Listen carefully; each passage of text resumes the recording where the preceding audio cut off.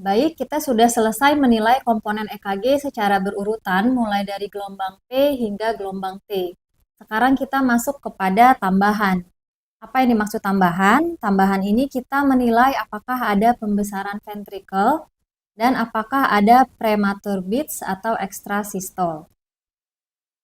Nah, untuk menilai pembesaran ventrikel, lead yang harus kita nilai atau kita perhatikan adalah lead V1, kemudian lead V5 ataupun V6. Jadi pada gambaran hipertrofi ventrikel kiri atau LVH, itu sebetulnya ada banyak kriteria atau rumus yang bisa kita pakai.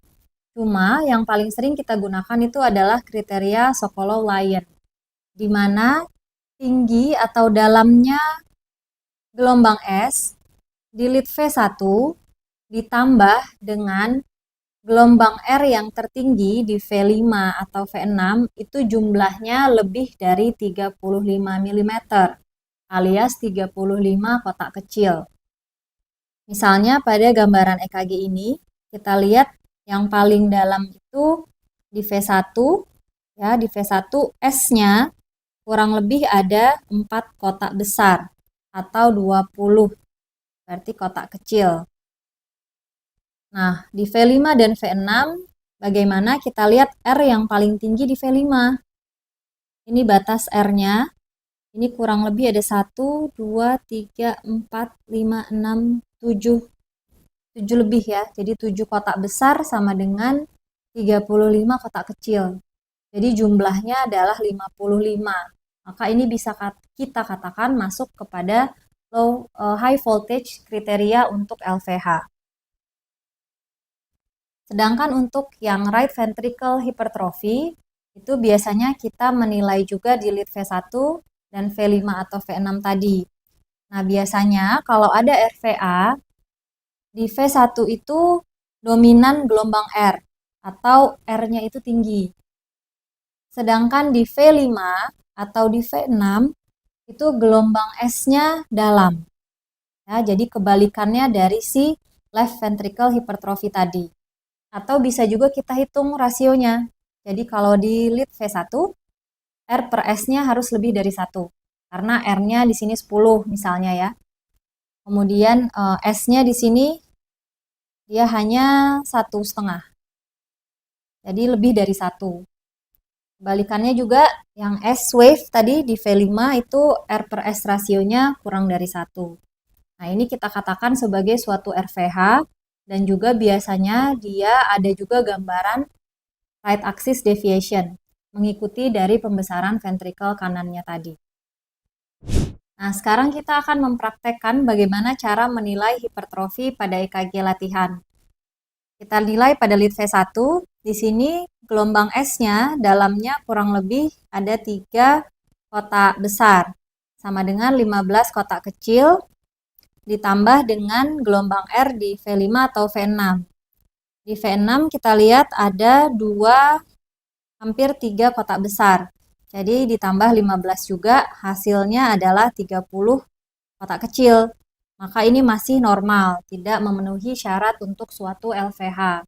Begitu juga dengan RVH tidak memenuhi syarat tersebut. Maka kita katakan pada EKG ini tidak ada pembesaran baik ventrikel kanan maupun ventrikel kiri. Kemudian tambahan yang akan kita nilai apakah ada premature beats. Jadi premature beats ini adalah gambaran beats yang abnormal, yang dia asal impulsnya itu bukan dari SA node. Bisa dari atrium, bisa dari ventrikel.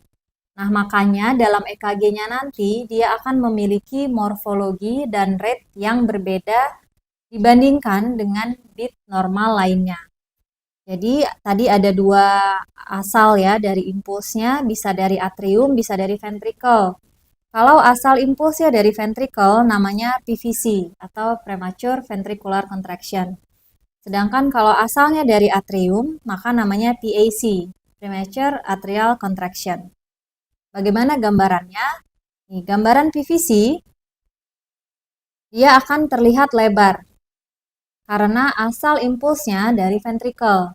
Kita lihat dalam EKG ini ada terlihat sesekali beatsnya yang abnormal. Jadi kita lihat di sini berbeda dengan bit yang lainnya, yang sempit-sempit. Sedangkan kalau yang PVC ini, QRS-nya cukup lebar, kira-kira sampai 1, 2, 3, 4. 4 kotak kecil, jadi itu QRS-nya lebar. Dan dia juga munculnya prematur, jadi bisa dikatakan ini suatu PVC. Kemudian tipe yang kedua adalah PAC. Kalau PAC, karena asal impulsnya dari atrium, maka QRS kompleksnya sempit. Jadi di sini kita lihat sesekali ada bits yang lebih cepat dari seharusnya. Kemudian gelombang P-nya pun juga gambarannya berbeda ya, dia agak tinggi-tinggi. Nah, inilah yang dimaksud dengan suatu PAC. QRS-nya sempit, dia muncul lebih cepat dari seharusnya, dan gambaran gelombang P-nya juga ikut abnormal.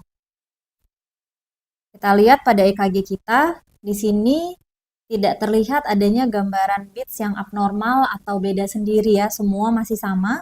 Kecuali mungkin di lead 2, ini bisa kita lihat dia agak turun, namun masih sama morfologinya. Jadi ini hanya karena mungkin pasiennya bergerak atau leadnya yang agak longgar.